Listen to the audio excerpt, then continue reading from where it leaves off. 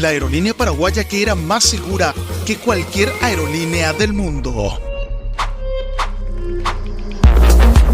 Esta aerolínea nunca tuvo una sola víctima fatal, respetaba puntillosamente todos los manuales de mantenimiento y así mantuvo un récord de seguridad en toda su historia sin haberse estrellado una sola de sus aeronaves. Era el orgullo paraguayo en los cielos del mundo. Le caracterizaba la cordialidad en el trato al pasajero por parte de sus azafatas y comisarios de vuelo y la seguridad de sus aeronaves. ¿Ya te haces idea de qué aerolínea estamos hablando? Déjame saber en los comentarios cuál es.